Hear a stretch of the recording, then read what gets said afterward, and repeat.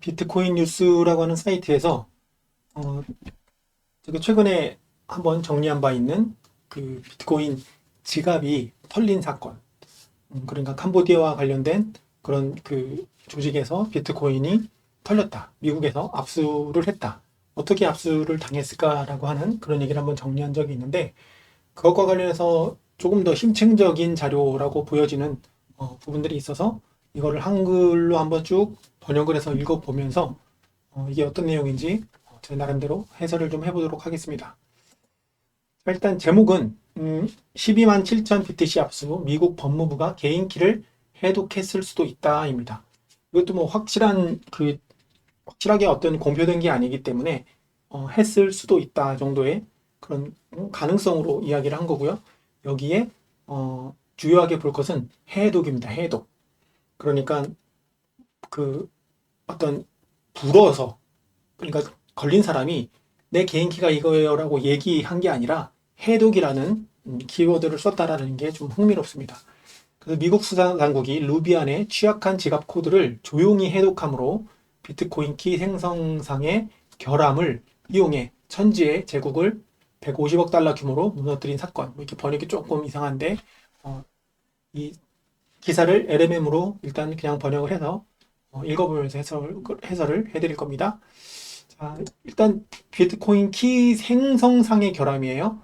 그러니까 비트코인 개인 키를 만드는 그 알고리즘의 그 결함이 아니라 비트코인 키, 개인 키가 생성될 때 어떤 결함을 가지고 만들어진 건데 그것을 조용하게 단서를 잡아서 해독을 한 게 핵심이라고 보면 될 것 같습니다. 자, 세계 최대 규모의 디지털 자산 압수, 사이버 포렌식과 첩보작전을 합친 듯한 이번 사건에서 미국 법무부는 역사상 최대 규모의 자금 압수를 단행했다. 그 양은 12만 7천 개고 현재 시가로는 150억 달러에 달한다. 이 금액은 계속 올라가겠죠. 비트코인 가격이 올라감에 따라서. 자, 이 사건이 특별한 이유는 금액뿐만이 아니라 미국 그 디지털 자산을 확보한 방식인데 이 방식이 일단 압류를 했다라는 것, 그냥 국가의 공권력에 도입됐다라는 것, 뭐 이거는 이제 다 알고 있는 사실이니까 그거는 배제하고 분석가들의 보고에 따르면 여기도 이제 어떻게 도대체 알게 됐을까라고 여러 전문가들이 이리저리 글을 올리고 뭐 이런 것들을 했을 거 아닙니까? 자, 그것들을 종합해서 비트코인 뉴스라고 하는 곳에서 글을 쓴 것 같아요. 수천 개의 비트코인 지갑 주소가 만들어지는 과정에서 발생한 치명적인 결함이 이 비트코인을 조용히 미국 법무부가 포렌식하면서 해독을 했을 것으로 이렇게 밝혀낸 겁니다.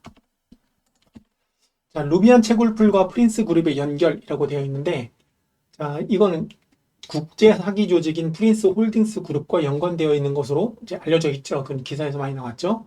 이번 압수는 비트코인 커뮤니티를 충격에 빠뜨렸는데, 사실 커뮤니티가 충격에 빠진지는 잘 모르겠습니다. 그냥 신기해서 놀란 정도. 그리고 지금 교훈을 얻고 있는 저 같은 사람도 이렇게 영상을 만드는 그런 단계인데 이게 충격인지 모르겠어요. 그냥 이걸 잘 모르는 사람들은 비트코인 개인키가 털렸대. 하드월렛이 털렸대. 그래서 비트코인이 너무 위험한 것 같아. 거래소가 안전해. 금이 안전해. 역시 예적금이 최고야. 달러 짱이야. 뭐 이런 식으로 결론을 내렸는지는 모르겠습니다. 그런 사람들은 충격에 빠졌을 수는 있겠습니다. 자, 두 가지 사건을 연결한다고 했는데 첫 번째는 2020년 루비안 비트코인 채굴풀의 미스터리한 실종, 다른 하나는 캄보디아 기반 사기 조직 프린스 그룹과 그 수장 천지에 대한 미국 정부의 대대적 단속, 이 두 가지가 연결된다라는 거예요. 미국 법무부에 따르면 천지의 프린스 그룹은 강제 노동형 사기 제국을 캄보디아에서 운영했다고 합니다. 그래서 최근에 우리나라에서도 우후죽순 기사들이 막 나오고 있죠. 자, 피해자들은 가짜 디지털 자산 투자 플랫폼 피그 버처링이라고 불리는 연애 투자 유인형 사기에 속아 끌려 들어갔다. 우리나라 사람들도 있었고요. 미국 정부는 천지 일당이 수십억 달러의 불법 수익을 페이퍼 컴퍼니, 부동산 개발, 비트코인 채굴 사업 등을 통해 세탁했다고 비난했다라고 이렇게 나와 있습니다. 그 다음 기사를 보면 루비안 마이닝 풀의 몰락과 의문, 이제 여기서부터 연결고리가 나온다고 하는데 이 조직의 주요 사업 중 하나가 바로 루비안 마이닝, 그러니까 비트코인 채굴 사업이었던 거였다고 합니다. 루비안은 한때 중국과 이란의 채굴 시설을 운영하며 비트코인 네트워크 해시레이트의 약 6%를 점유했던 대형 채굴풀이었다. 어마어마한 점유율이었네요. 자, 하지만 2021년 초 루비안은 갑자기 사라졌다. 이후 수년 뒤 12만 7천 BTC가 도난당했다는 보고가 나왔다. 라고 이렇게 나와 있습니다. 2021년 당시에 12만 7천 BTC가 이때 당시에 약 35억 달러라고 여기에 이렇게 적혀 있었습니다. 자, 근데 제목에서 기억하시나요? 2025년 지금 현재 12만 7천 달러는 150억 달러로 5배 정도 가격이 상승한 것으로 보면 되겠네요. 단순하게 이 기사만 봤을 때도 같은 BTC의 12만 7천인데 시가가 달라진 것을 확인할 수 있습니다. 자, 이후 비트코인 커뮤니티는 또 충격에 빠졌답니다. 기사들은 원래 이렇게 다 쓰는 것 같아요. 자, 이 코인들은 오랫동안 행방불명 상태였다라고 되어 있습니다. 자, 전통적 해킹이 아닌 암호학적 결함이라고 그 다음 기사가 나오는데, 최근 연구 결과에 따르면 루비안의 자산 손실은 전통적 해킹 때문이 아니었다. 그러니까 이 전통적 해킹이 무엇을 의미하냐면, 우리가 흔히 얘기하는 이 무작위 대입 공격, 이게 아니라는 얘기입니다. 그러니까 개인 키를 해킹하려면 브루트 포스 해킹이라고 하는 그런 방법으로 개인 키를 무작위로 막 대입을 해서 개인 키에 비트코인이 들어있으면 그것을 그냥 털어가는 이런 방법이 있는데, 이것은 무작위로 대입을 하는 거예요. 근데 이 무작위 대입을 통해서 알려져 있는 그런 주소가 그러니까 개인 키를 수많은 개인 키 중에서 어떤 특정 개인 키를 발견하는 확률이 매우 적고, 거기에 들어가는 에너지가 워낙 많이 들어가기 때문에 그렇게 무작위 대입 공격을 할 에너지로 채굴을 하는 게 이익이기 때문에 그렇게 공격을 하지 않고 오히려 채굴을 하는 그런 욕망의 메커니즘으로 비트코인이 돌아가는 거지 않습니까?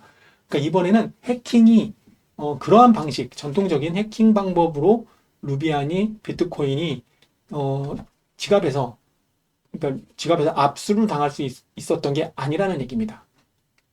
자, 수사관들은 루비안의 암호키 생성 과정 자체에 결함이 있었음을 발견했다고 합니다. 여러 가지 전문가들이 파악할 수 있는 그런 기법들이 있겠죠. 그리고 저 같은 사람이 모르는 이 수학과 암호에 정통한 사람들이 이것을 조사하면서 비트코인은 또 주소가 생성된 이후부터 계속 타고 이렇게 넘어갈 수 있는 그런 투명성이 있기 때문에 뭔가 이상한데? 라고 결함을 있었음을 발견했다라고 이제 전해지는 겁니다.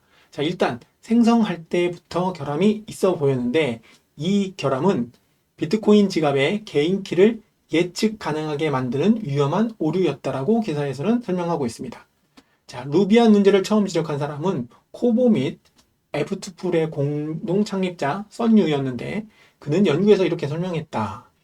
핵심 문제는 해당 지갑 생성기가 PRNG, 이게 이게 랜덤 생성기예요. P자가 붙은 거는 가짜 랜덤 생성기, 그러니까 의사 난수 생성기, 이렇게 여기서 번역을 했는데, 진짜 난수가 아니라 가짜 난수라는 겁니다. 무늬만 난수 생성기인데, 이 비트코인 주소를 만든 그 지갑 생성기가 PRNG, 의사난수 생성기를 사용했다 라고 이렇게 언지를 준 겁니다. 이렇게 이야기를 한 거예요. 그래서 출력 스트림에서 여러 개의 개인 키를 생성한 뒤 다시 시드를 재설정하기 전에 사용됐다는 점이다.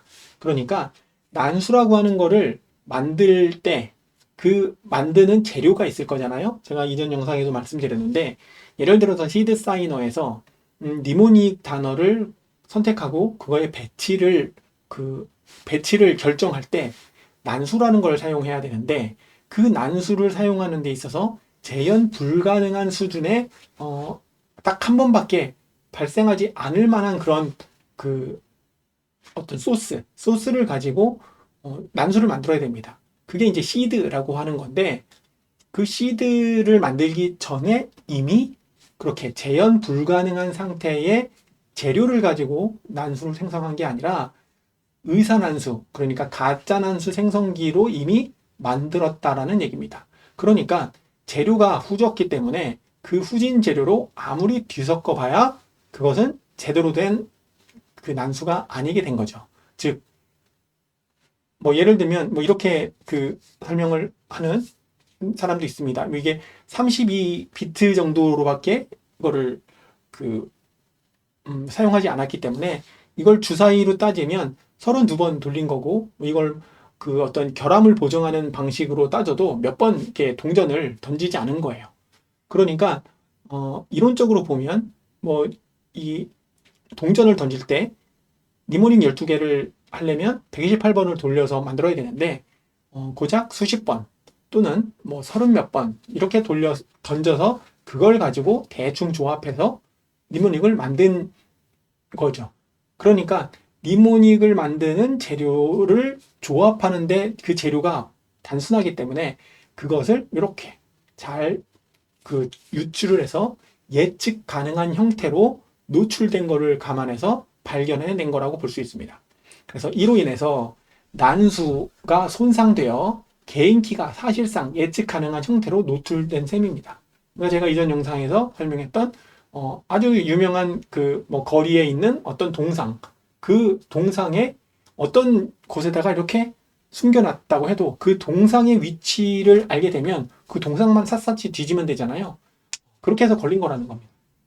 루비안이 사용한 비트코인 지갑 생성 소프트웨어가 진정한 의미의 난수를 생성하지 못했다는 뜻으로 이제 여기 이제 이 기사에서도 이야기하고 있습니다. 그 결과 누군가 심지어 수사기관조차도 수학적으로 개인키를 계산해 자금을 이동시킬 수 있었던 것입니다. 그러니까 엄청난 그런 에너지를 쓰지 않아도 오염된 난수를 가지고 조잡하게 조합한 개인키이기 때문에 유치할 수 있었다라는 얘기입니다. 자, 22만 개 이상의 취약 지갑 선의의 조사에 따르면 이런 결함을 가진 비트코인 주소는 22만 개 이상이었다.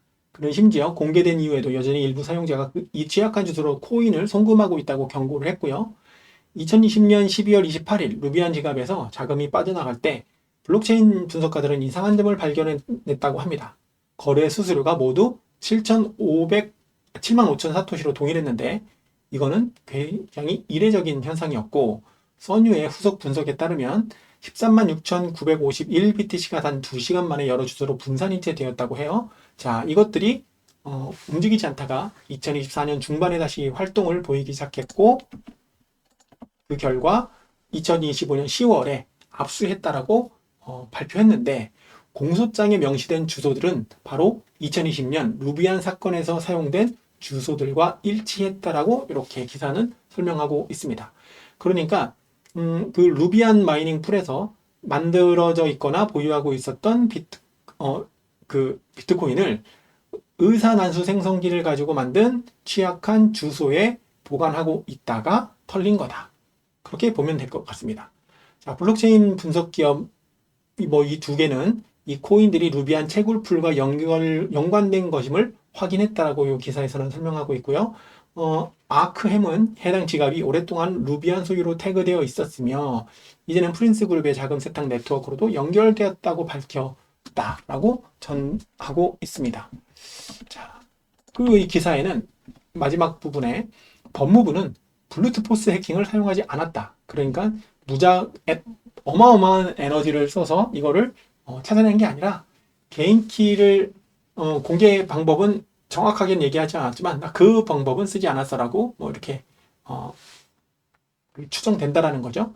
무차별 해킹이 아닌 키 생성 당시 존재했던 난수 결함, 의사난수 생성기를 사용한 구린 개인키를 가지고 있었기 때문에 그 구린 개인키에 소속되어 있는 주소는 개인키를 확보당하면 당연히 털리는 거겠죠. 자, 이렇게 이용한 것으로 보인다라고 정리를 하고 있습니다. 자, 그래서 이제 이 교훈은 이 압수는 단순히 천지의 범죄 제국을 드러낸 것에 그치지 않고 비트코인 생태계 전반에 약한 암호학이 얼마나 치명적인 결과를 낳을 수 있는지 보여줬다라고 작성하고 있고요. 미 법무부의 기소장에는 천재가 비트코인 채굴을 깨끗한 코인 세탁으로 활용했다고 서술되어 있다. 루비안 채굴풀은 그 세탁 네트워크의 일부였고 하지만 지갑 생성 코드가 결함을 가지고 있었기 때문에 그 자산은 처음부터 안전하지 않았습니다. 그러니까 사용하는 사람이 이걸 더러운 용도로 쓸지 깨끗한 용도로 쓸지는 비트코인은 알 수 없죠. 그 비트코인 주소도 알 수 없고 그 비트코인 개인키도 누구에 의해 생성됐는지 알 수도 없습니다. 이건 사람의 가치관이 들어가는 문제인 거고, 다만 우려되는 것은 개인키를 만들 때 재현 불가능한 상태인 실제 난수 생성기 같은 것을 사용해야 되는데 일단 구린 난수 생성기를 사용했기 때문에 털렸다라는 교훈을 얻게 된 거죠. 자, 그래서 우리가 이제 이런 해킹 사건을 그냥 가십거리로 치부할 것이 아니고 다시 한번 생각해보는 계기를 가지면 될 것 같습니다. 내가 지금 보유하고 있는 개인키, 내가 알고 있는 이 개인키, 즉 니모닉, 이 니모닉의 단어 종류와 순서, 이거를 만들 때 내가 신뢰할 수 있는 방법, 내가 밤에 안심하고 잘 수 있는 방법으로 만들었는가? 요거를 한 번 더 잘 생각을 해보시고 찜찜하면 다시 만드시고요. 다시 만들 때에는 의사 난수 생성기가 아니라 진짜 난수 생성기, 즉 직접 여러분들이 동전을 던지시거나 주사위를 던지는 것보다는 동전을 던지는 것을 전문가들은 더 추천하고 있습니다. 그래서 동전을 던지시거나 아니면 믿을 만한 하드웨어렛에서 만들거나 아니면 뭐 제3의 방법이 있다 그러면 여러분들이 두 발 뻗고 잘 잘 수 있는 방법을 선택해서 니모닉을 다시 한번 선택하고 조합해서 개인키를 만드시고 마지막으로 다시 그 광고 드리는데 이안 콜먼과 같은 웹사이트에서 돌릴 수 있는 의사 난수 생성기로 만든 니모닉은 절대로 사용하시면 안 되겠습니다. 네, 그래서 뭐 다른 기사보다도 이제 재밌는 요 기사들, 추측성 기사들이 막 나오는데 두 번째도 좀 공유하면 의미가 있을 것 같아서 한글로 LMM 번역한 다음에 읽어가면서 제가 이해한 범위 내에서 한번 쭉 제 마음대로 해설을 해봤으니까요. 여러분들도 이 영상을 보면서 느끼는 바가 있다면 그에 맞게 행동을 하시면 될 것 같습니다.